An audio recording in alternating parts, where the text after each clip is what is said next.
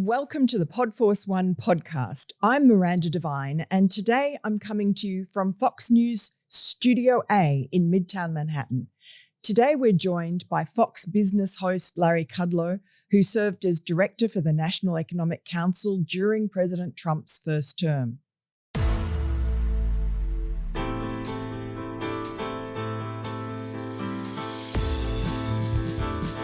Thank you very much, Larry, for coming on the show. I wanted to... Anything for Miranda. Anything. Thank you. Well, mutual. You always come on our show. You do so love great. Your show. So anything at all.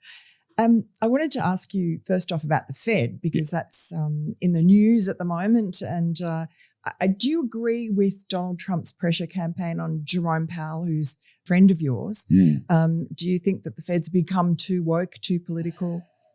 Yeah, I do. I think Trump is right on this. I think a lot of people in his administration, you don't like to talk about the Fed, but sometimes you kind of have to. And I always thought a tip-off here was a sort of moderate type guy, really what I would call a sort of Wall Street consensus economist named Mohammed El-Arian, who's a nice chap. He's not a Trump supporter. He's not a supply sider. He's not part of what I would call our group. But he came on the show about a month ago or something like that, 5-6 weeks ago. And he called for Jay Powell's resignation. And he said, with good logic, he said basically, look, Powell's had such a zigzag approach at the Fed that the longer he stays, the worse the independence argument gets and the worse the Fed's credibility gets. How do you mean? Because... Well, I think in this case, there's sort of two sides to it.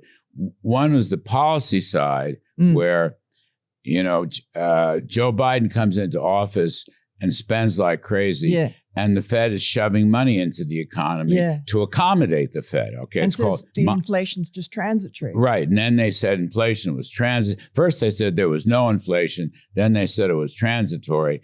And then, so having pushed all this money into the economy to finance the government spending and create what became a 9% inflation peak, ultimately a 20% cumulative inflation. Wow. Then all of a sudden, they step on the brakes. I mean, it's like a cartoon. And they step on the brakes in the middle of 2022, having done everything wrong in 21 and said everything wrong. I remember Janet Yellen saying the same thing.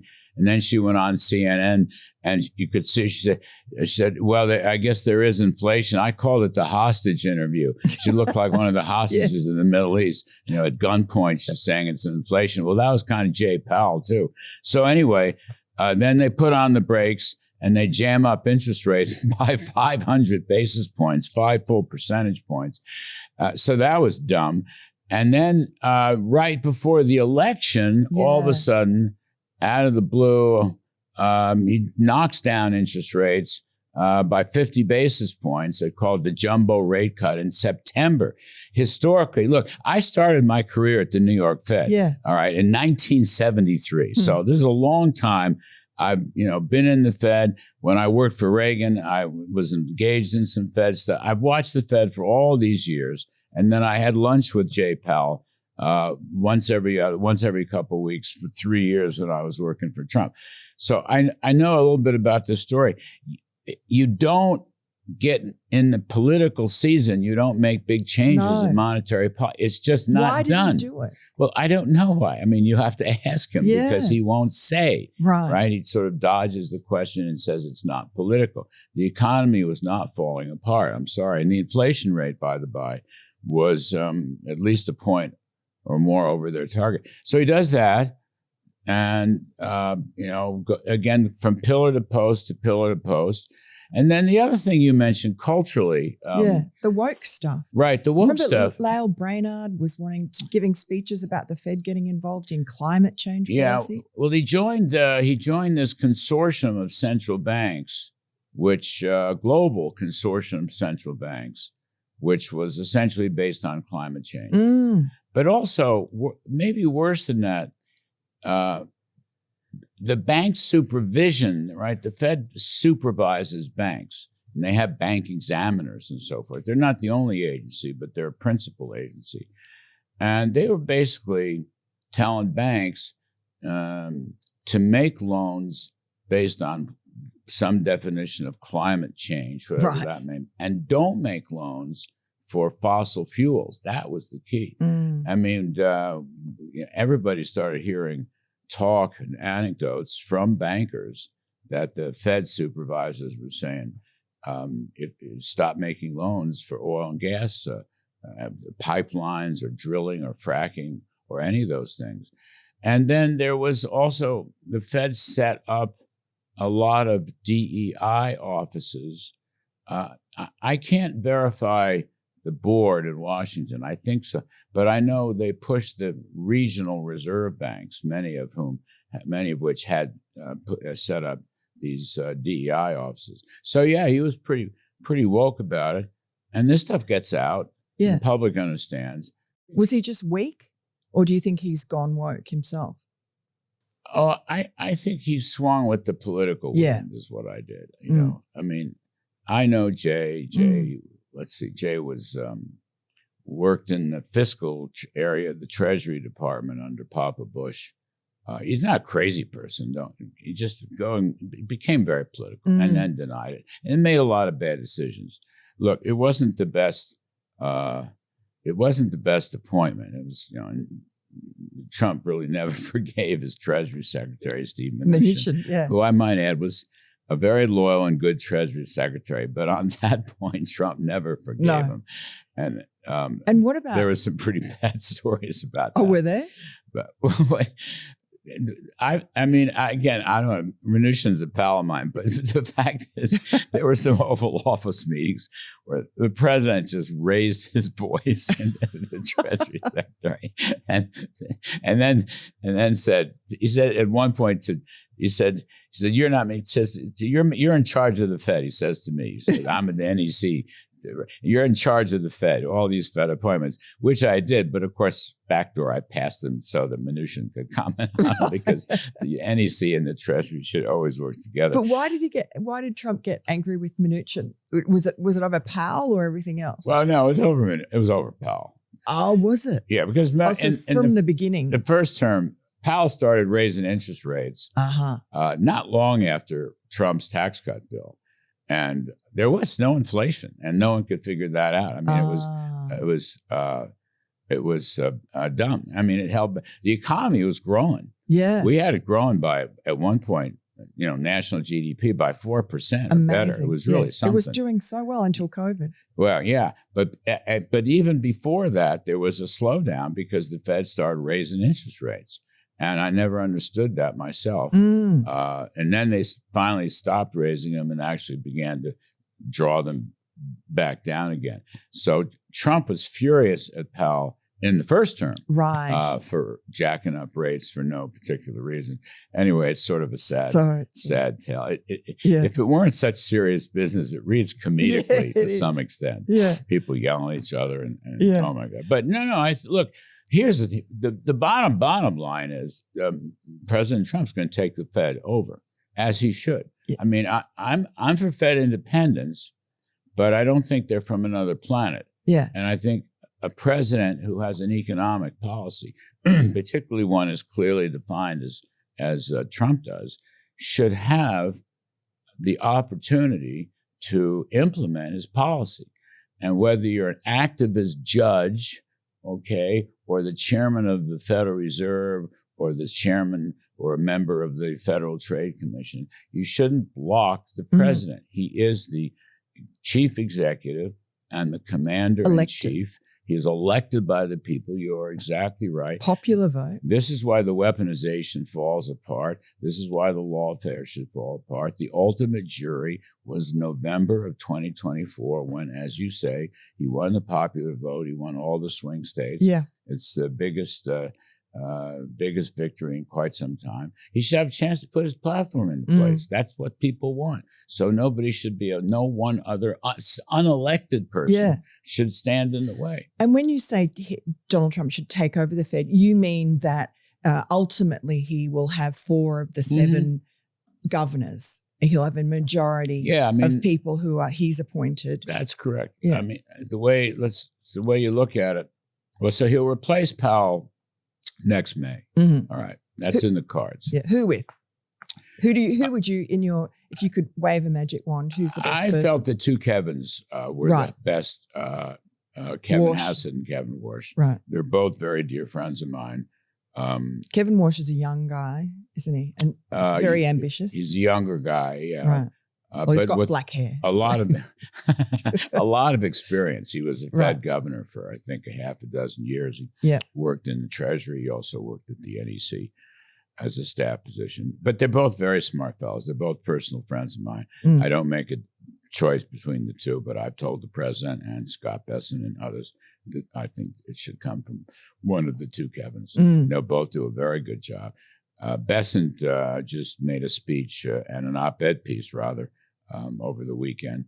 And you need a top-to-bottom review of the Fed. Everything. Monetary policy, regulatory policy, personnel policy, staffing policy, economic models policy. There has to be a thoroughgoing, and you need somebody from the outside. And then bring in new people. So look so Steve Myron's going to take a temporary job at the Fed and take a leave of absence from the Council of Economic Advisors. But that seat will be appointed by Mr. Trump. Then Lisa Cook. And then Lisa Cook, I mean, she doesn't understand it, but she's been fired. Yes. All right. She has been fired. Yeah. The meeting. Who's paying her salary? Well, it's all interesting question here. First of all, she's been fired for these allegations. You don't have to go, the court doesn't have to prove her guilty or not, by the way. If the president fires you, you're fired. Yeah. Okay. President appoints, this is this odd thing. The president appoints Federal Reserve governors. He appoints them with the confirmation of the Senate. Therefore, he should be able to fire them. 100%. I mean, I've always believed that. Joe Biden appointed Lisa Cook, one of his DEI hires. He sure did. Yeah. Well, I guess it was a DEI hire. All of his appointments were DEI hires. You know, people have her dead to rights on the mortgage fraud. But even putting that aside, she must not appear. I mean, she should not be permitted to go into the building. She has been fired by the president. The FOMC meets the 16th and the 17th, if I'm not mistaken. And she must not be able to sit in those meetings. She must not be able to vote in those meetings. She has been fired. Now, the issue is something called cause. All right, you can only fire Fed people for cause. The trouble is the Federal Reserve Act of 1913 never defined the word cause. All right, what does cause mean? Whatever the president says. Well, I think that's correct. That cause should be whatever the chief executive says it is. But Abby Lowell, Hunter Biden's lawyer, who's representing Lisa Cook, doesn't think that's the case. Well, I would want it. I mean, he didn't do that well with Hunter. No. Really. I don't know that I'd want him as my lawyer. I thought that was sort of a lousy. But it's strange he's representing Letitia James and Adam Schiff, who are both in trouble for mortgage fraud. Yeah. Well, that's up to them. What does that tell you? Yeah. Well, it tells me, by the way, they're all in cahoots. Yeah. You know, talk about the Fed independence or the lack thereof. They all said the same thing, by the way. They won't be bullied. They all had the same talking point. Right. So I found very interesting. Interesting. Letitia James is the New York State Attorney General. Lisa Cook, who was teaching school in Michigan, I think, and is a Fed board member. And then pencil neck Adam Schiff. They all had the same phrase, we will not be bullied. And as you point out, the same lawyer. I find that to be very interesting. Yes. Okay. And it tells me that the Democrats, you know, they're still trying to practice some kind of united anti-Trump, I don't know what's the right word, lawfare in reverse or something. But anyway, he's going to win this battle. Trump will win this battle on the Fed. Tariffs. You were against tariffs. I think that was the majority position among economists and Wall Street people. But Donald Trump loves tariffs. Loves it. So, he sees them as very useful in a number of ways, whether it's bending other countries to his will or paying down the debt eventually. What do you think? I mean, I know you were against tariffs previously. Mm-hmm. Do you think he's right? I've been a supporter of his tariff policy, both in the first term and now. But then was China, wasn't it, as a weapon against China? Yes, that's right. But this is more broad-ranging. Yes. Well, I made the case. I will make the case to you, however incredulous you may become, right, that Donald Trump is a free trader. He is, and I've had long, soulful talks with him about this point that started 10 years ago. And I wrote a couple of op-ed pieces in the first term, which he signed off on before the G7 and the G20 in the Post, Washington Post, Wall Street Journal, making that case that fundamentally his vision, he's an internationalist, first of all. Always did business around the world. This isolationist stuff, just completely wrong, as we've seen. But on trade, fundamentally, he would like a world of zero tariffs or equally low tariffs, ending non-tariff barriers, and various government subsidies. Sneaky tariffs. Okay, that's the world that he wants, and that is, I still believe, one of the guiding lights for his entire trade policy. And sometimes, I mean, look, we don't live in a world of free trade. We have not lived in such a world probably since the few years following World War II. Oh, really? Yes, if you go back and look, the United States, everybody was helping the Allies recover in Europe and Japan and so forth. But that didn't last long. And the world trading system has been broken for decades and decades. You mean because of non-tariff barriers? That's correct. Both tariffs and non. I mean, look, these... And China getting into the world trade and being supposedly a third world country. Right. Allowing China normalization and admission to the World Trade Organization. And the guy who had a big influence on me is Bob Lighthizer, because he really showed me when I came in to run the National Economic Council in the first term. Lighthizer and I were two Reagan kids. That's when we first met. But putting that, he really showed me the differentials. What India was charging in tariffs, and what China was charging in tariffs, and what the EU was charging in tariffs. So I had a sort of mainstream free trade view, but I didn't know much about trade. The differentials were enormous. So America was getting ripped off. America was getting ripped off. Yeah. And I want to just back up to make this point. One of the great things Trump did in his first term, certainly the tax cut bill, which was terrific, but he rang the bell on the China threat. Yes. He rang that bell. Before COVID. And he rang it over and over again. Now, he had said it as a private citizen, but as president, it obviously carried much more weight. And the China trade threat, and of course, the negative impact on the American economy and the deindustrialization in the heartland, and also in general, the national security threat. We had this naive view about China that if only we were nice to them, they would be great to us and be some kind of ally.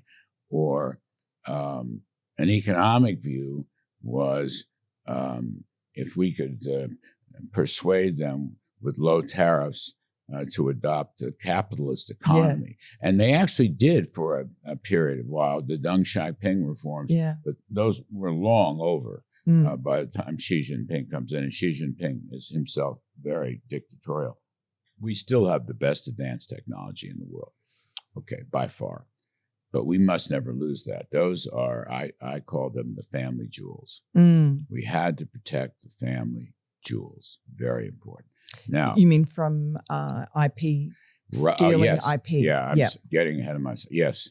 And what did China, the biggest rap against China was the intellectual property theft. Or if you, and what I learned on the China trade team was that American businesses operating in China, almost all of them had Chinese boards. Right. They had a majority of directors. That is correct. Yeah. And those boards generated the forced transfer of technology, where literally you'd come in and put your plans down on the table. Right. And these Chinese are sitting there writing this stuff up. Yeah. Well, that has to stop. And of course, because of their tariffs and their cheap subsidies, their cheap products, because they were subsidized by the government. Undercutting American goods. They weren't buying any of our commodities. No.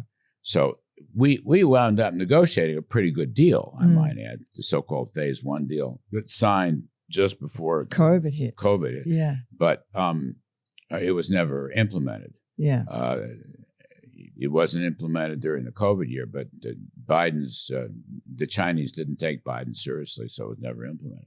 Ringing the bell about the China trade threat and the China national security threat was one of Trump's great achievements. And secondly, he has a free trade vision, but he's willing to use tariffs to implement that vision. And sometimes you have to play hardball. And I have come to agree with that point of view. I don't think, by the way, there's a couple important points. I don't think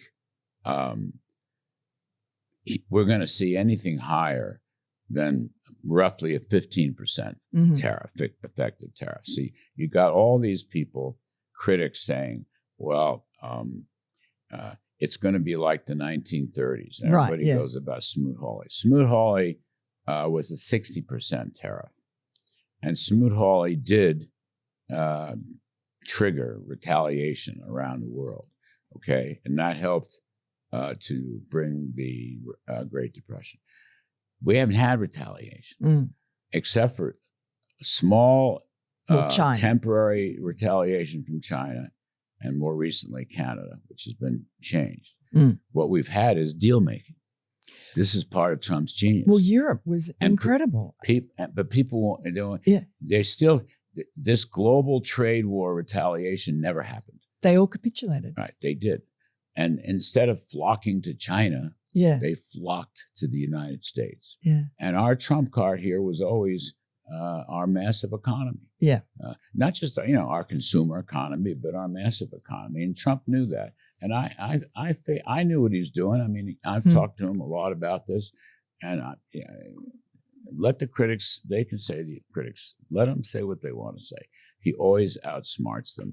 And we're going to wind up having a much improved trade policy. That's going to be. And it'll change. It'll go up. It'll go down. Sometimes there'll be tariffs. Sometimes there won't be.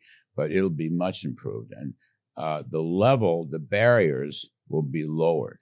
And better opportunities for American businesses will develop all around the world because of this.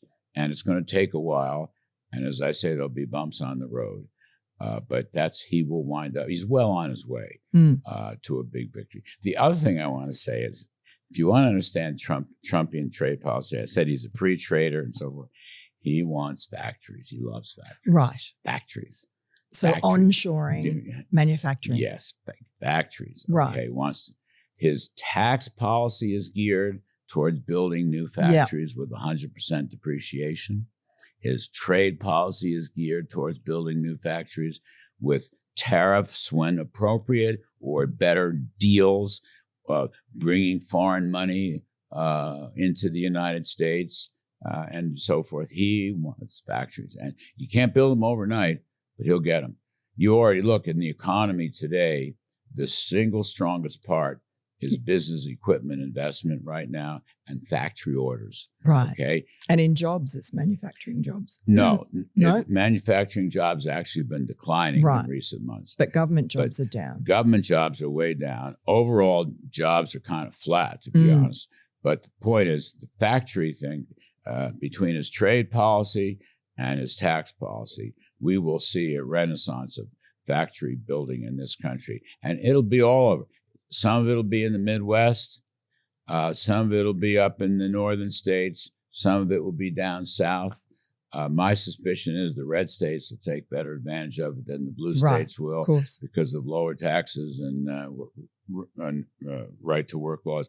But I don't want to have to predict. I'm just saying he loves factories, right, and that's a big part of his trade policy. Right. He wants fair trade. He wants reciprocal trade.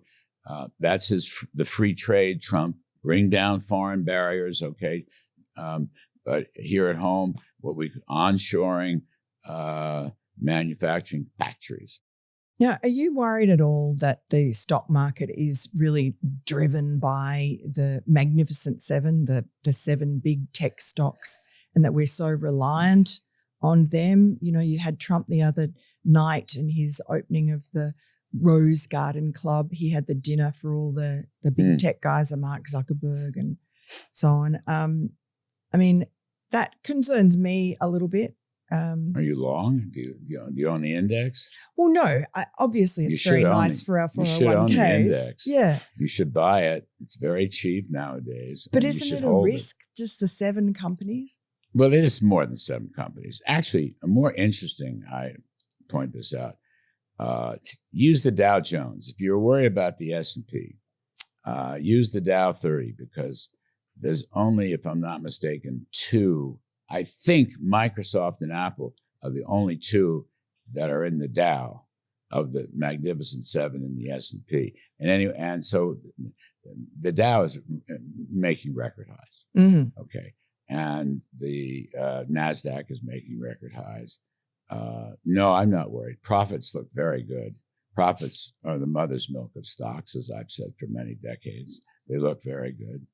I'm not fretting about it. You know, let me just say, Kudlow philosophy, and many of your readers in the New York Post will disagree with this. Right. I think that passive investing beats active investing in the long run, always.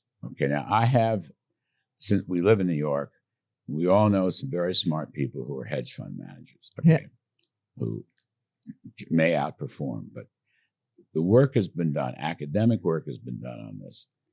Buying the index of stocks and holding it in the long run vastly outperforms a trading strategy. Right. And particularly after the expensive purchasing the hedge fund or the index. I mean, the index you can buy for a nickel now. It's so cheap. And also tax considerations. Okay, you get to control your taxes. My pal James Glassman, who used to write a column for the Washington Post, but many academics have done work on this. By far, you go over 30, 40, 50-year periods. Stocks outperform everything. That was Jeremy Siegel's work, and my Princeton professor, Burt Malkiel, that was his work done, stocks for the long run. And secondly, buy the indexes and hold them. Takes all the fun out of it. It does, and that's the best thing in the world. Right. So the market falls in April when Mr. Trump unveils his trade policy. Perhaps not the best unveiling we've ever seen of the new policy, but the market goes down. Yeah. And now it's up 30%. Now it's up 30% from those lows. You wouldn't have been able to do that. Now, might some brilliant hedge fund guy? Yeah, you can probably find 1 or 2, but they're very expensive and hard to find. Don't panic. You're buying America. Yes. You're buying freedom and democracy and basically capitalism forever. And it works. The numbers, the Jeremy Siegel stuff, you know, from Penn. I know Jeremy, a brilliant guy. Burt Malkiel taught this at Princeton for so long. Always don't trade it, own it, and you can buy these indexes. You know, with the new technology, it's so cheap to buy them. You're not paying brokerage fees. You don't have to pay taxes when they want to pay taxes. You pay taxes when you hold it for 50 years and you'll get wealthy. And, you know, by the way, the Trump thing, which was a lot of us argue this, the savings accounts for newborns is a fabulous idea. A fabulous idea. Yeah. They'll get Give wealthy. Give it to them in stocks. And they should just buy the damn index is what they should do and hold it. And they'll learn something about how economics works, how free market capitalism works, and they'll get wealthy. Now, you were, your first job was at the Fed, but you were a Wall Street guy in the 80s, in the greed is good decade, when New York was just going off. There were, limos outside bars and all these young Wall Street guys. Great days. But it ended up for you also, the other end of the stick was a drug and alcohol issue. Yes. So tell us about that. Which I made no secret of down through the years. No, listen, I got caught up in it. And why was that? Who knows? Was it just everybody was doing it? Some people just got hooked on alcohol and or cocaine or other drugs, whatever. Because it was fun? Other people didn't, Yeah. I was chief economist at Bear Stearns. I had been at Bear Stearns, and I went down to Reagan. Then I came back after his first term. I got caught up in the zeitgeist, I guess. But I never blamed anyone or said, well, because of this, because of that. It was because of me. But it was also, wasn't it like the stress of the job, the long hours, the conviviality of it? Was it unusual in New York? It's funny. Down through the years, I've been sober now 30 years with God's grace. Congratulations. But, down through the years, people have asked me that and kind of offered them up as, shall we say, excuses. But I know lots of people at Bear Stearns and Goldman Sachs and others who had the same stress as I had, and they were fine. So I've always taken personal responsibility for it. And I think that— Could it be genetic as well? It could have been, although I was really the only drunk in my family, as far as I know. Right. So I just got caught up in it. Yeah. And when did you realize it was a problem and not just blowing off steam? For the last few years were very difficult, and I always refer to my saintly wife, whom you know, Judy. Yeah. Who was in her own right a fabulous painter. But we met in the Reagan administration. But she sent me away to Hazleton for 5 months, and that was the turning point. That was the best thing imaginable. So she realized it was a problem before you did? Yeah. Well, she saw the solution ultimately, and it wasn't the kind of thing where you dry out for a week or two. You had to go away. For 5 months. This miracle place called Hazleton in Minnesota. It's about an hour from the Twin Cities.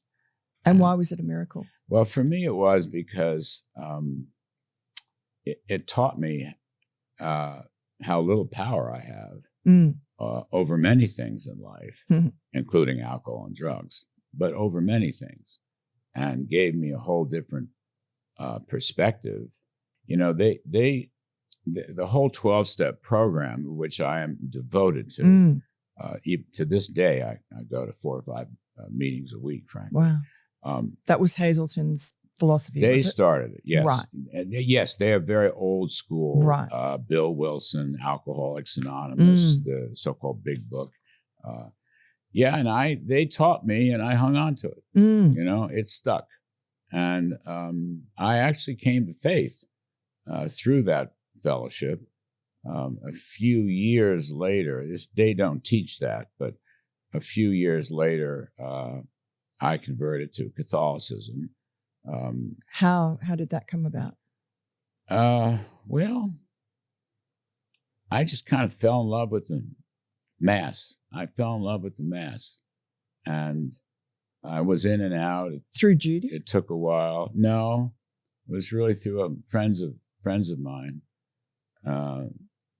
Lay friends of mine, and then some priest friends of mine.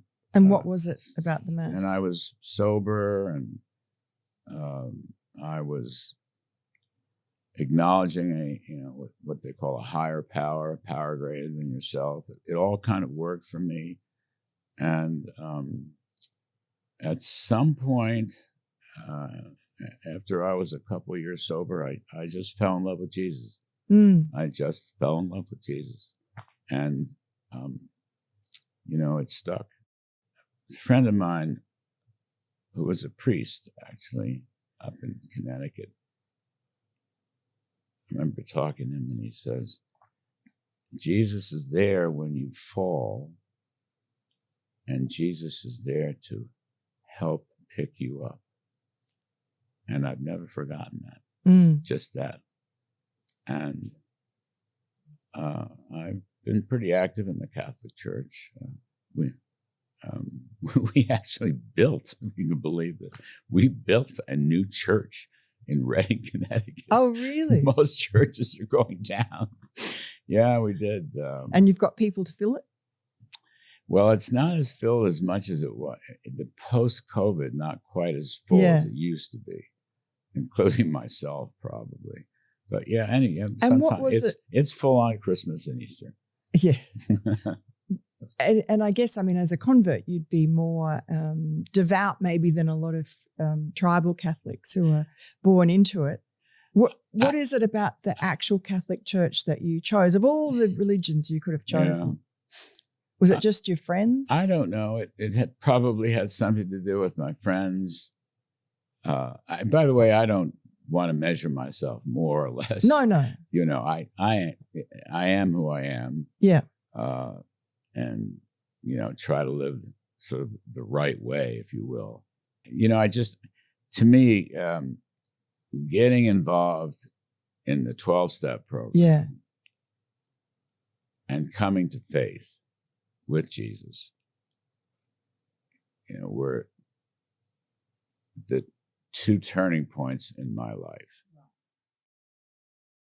You've been married 40 years? 39. 38 years. Right, 38. So she was there through that bad time. Yes, she was. Yeah. Yes, she was. She is a saint. And, I'm not perfect. I do dumb things, occasionally say some dumb things. Can't imagine that. Rather have back. There's a great line in the 12-step program about restraint of pen and tongue. And since we're in the pen and tongue business, right. Boy, is that tricky. That's hard. Yeah.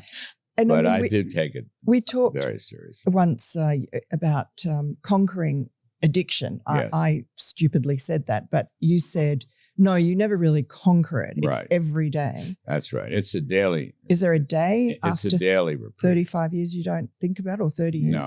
No. Actually, I have, I read the prayer and meditation every morning. The Serenity Prayer? Yeah, the Serenity Prayer. And then there's a meditation book called Reflections. And then there's one called the 24-Hour Book. And I have a friend of mine that emails it to me. Right. He has a mailing list of hundreds of people. Yeah. And I look at it every day. Probably helps with life and the show. And it does. Grounds you. It's exactly right. Yeah. I'm so blessed because I got a second chance in my life. For one thing, because the crash and burn was pretty awful. And then in sobriety, I underwent a career change. I almost didn't even realize it for a while. I went from being, Wall Master Street of the universe. Yes, that's right. Yeah. To a lowly scribe. Well, that's right. Then all of a sudden, I'm hosting TV shows for a living. And you're the best, person on Fox News. You're the highest rater. We've had a good run here. Fox I love business. working at Fox. Yeah. But I will say the CNBC years were very good. Yeah. They were good. And then out of the blue, Mr. Trump asked me to come down and come in his cabinet as the National Economic Director. I didn't expect that. I never expect that. So your post-Wall Street, post-sobriety career has been just as rewarding as the pre, or more? It's been much better. Much better. It's been much more fulfilling, I think. My heart is in the right spot. And you've made an impact on America? Well, perhaps so. Perhaps so. I don't know that. It was a great honor to come back to the White House. Were you tempted to come back again?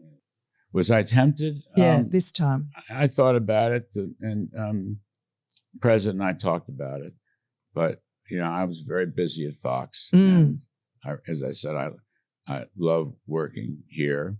I'm still very much in touch with him, and many of his senior people are, either friends of mine or former deputies of mine. Yeah. I think, he's taken the country in exactly the right directions here. I mean, I think he's better than he was in the first term. And it's funny. I mean, he's never had a drink or a smoke or taken drugs. And he says that's because his brother had a big problem. So in a way, although he's never done that, he understands addiction very well and admires people who overcome it. Once or twice I've spoken to him briefly about it, but very briefly about it. It's very personal to him. And it's very personal to me. I'm sorry to dredge it up. No. I've been public about this from time to time. But it's so admirable. I think people want to know that it's possible, especially when the society is so soaked with drugs at the moment. You can't walk down the street in New York without smelling pot. I've always felt if anyone listens to this stuff, if I can get sober, you can get sober. Right. And I was, at the bottom of the class there. Right. But also, I think that the faith part, whether you not the specific religion, but having faith in God or having faith in a power greater than yourself, is a phenomenal, wonderful way to live. We several years ago, I believe you were there. In the Reagan Library, I got the National Review, the Buckley Award from National Review. I wasn't, but I remember it. Okay. Yeah, we were out there, which was a great honor. Bill Buckley. I was a senior editor for a couple of years at National Review, and Bill and Pat Buckley were very, very dear friends of Judy and me, very dear, and they understood the whole problem of addiction, drinking. But Bill and I would often talk this during the sober years, how, and he was greatly concerned, how you can have a great country and a great civilization without any religion, without God in it. Yeah, because America was founded by people of faith. Of course. There's a debate now. There's Senator Kane of Virginia is trying to deny the Declaration of Independence, for heaven's sake. It's right. Tom Jefferson. One nation under God. I mean, it's right there. We are endowed by our Creator. Yes. It didn't say we are endowed by the Ways and Means Committee. No. It says we are. The thing, as Joe Biden called it. The thing. The thing. And, Bill, and so I went back. I mean, he wrote this in 1951, God and Man at Yale was when he came on the scene. But he talked about the need for religion in society and to have God in families, and in your life as individuals. It breeds humility in a way. I think it does. Yeah. I think that's right. And it breeds better behavior. Yes. And it breeds personal and individual responsibility. It also breeds better families, which in turn breeds better communities, which in turn breeds better workplaces. Yeah. And one of the, I think, wonderful things that President Trump has done is he has put religion back into the country. Yes. He has. Yeah. For a variety. I know, and I wonder obviously his entire presidency, as he himself has said, that God spared him. This has been a providential presidency. That was that assassination attempt in Butler. I mean, that's correct. A millimeter would have changed the course of history. That's correct. And he understands that, doesn't he? He does. He's talked about it. And the fact that he is righting the ship culturally and putting faith in God spiritually back into the country, back into the country's thinking, back into the country's culture is a very healthy thing. Yes. Cutting taxes is terrific. Better trade deals is fabulous. ending wars, terrific stuff. Putting God back into America, now that's something that's fabulous. Yeah. That's just terrific, fabulous stuff. Will make everyone better. Even people who are not believers, which is fine, I respect that. It'll even get them to think about it. You asked me earlier, during the course of a day, of almost any given day, I pray several times, short prayers, okay? And I say to people in my 12-step meetings, okay, you may not want to pray, but if you just think about praying, you're making progress. Yeah. You'll slow yourself down. Well, what Mr. Trump has done is he's made everyone think about faith and God, okay, and that is, or some kind of higher power, and that's going to make us all better. It's going to make. He will have many achievements. He's already had many achievements. This will be one of his best achievements. He has put God back into this country. And what an unlikely person, really. I mean, a billionaire from New York. I don't know. You know, all these, wonderful gifts come in strange packages. Yes. Miranda, you never know. No. I think we have to wrap up, sadly, but I wanted to ask you, you've been very successful yourself in many fields. You've met lots of successful people. What is the secret that you see of success? I think one of the secrets of success is faith, is having faith, keeping faith. I think that's very important. And then that goes hand in hand with what I think is hard work. The success comes from hard work. Hard work, by the way, I'm no spring chicken. I still work 6 days a week. Yes, you do, with your radio show on Saturday. 3 hours of radio on every Saturday. And that, that's a fair piece. And you're still as exuberant in the third hour of that radio show as you are on Monday. Sometimes it gets worse. I get so into it. But when I was in the White House, I used to speak every 6 months or so to the White House interns. Yeah. We'd go back to that auditorium, whatever it's called, behind the EOB. And I would pretty much every time I would meet with them, and meet hundreds of kids, beautiful kids, come to work, as interns. And I would just say, you have to work hard.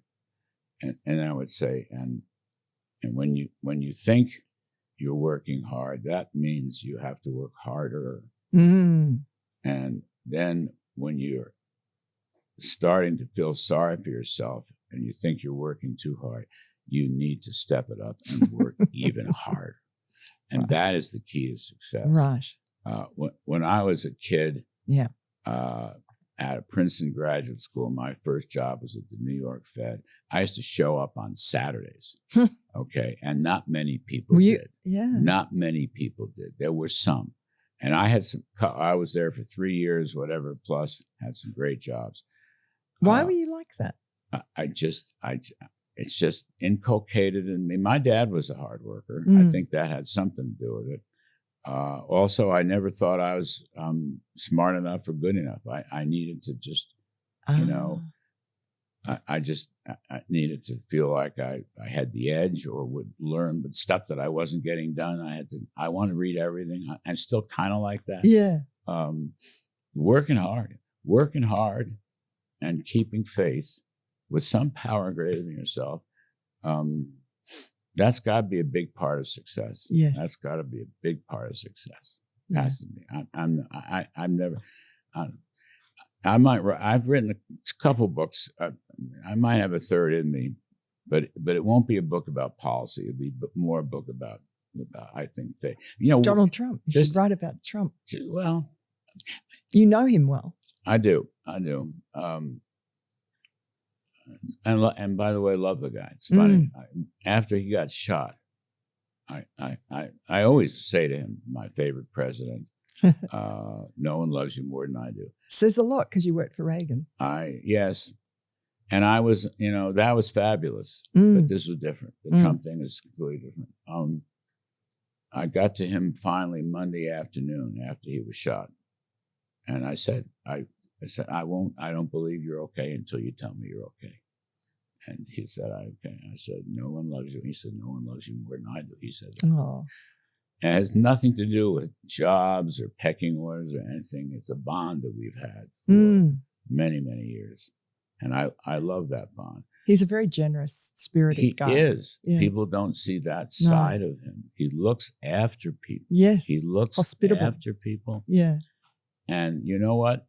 He's also a very forgiving man. Mm. You can be in the penalty box, but he'll bring you out of the penalty box. That's like the Elon. way he is. Pardon? Elon, he's bringing out. He said something very nice about him the other day. Yes, I'm not surprised. I've seen many instances of that. But if I write another book, it'll be more cultural, personal, faith-based. Yeah. Policy is lovely, but I will just say this: you're a brilliant woman yourself, and a lot of people will see this podcast or hear it or something.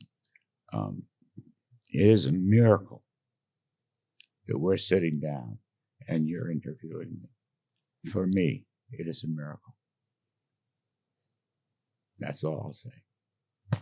Because you're here and you've conquered, I can't say conquered, but you've kept on keeping on, and you're now an inspiration to everybody. You've made a big difference. It's just a miracle. It is providential, and it is a miracle.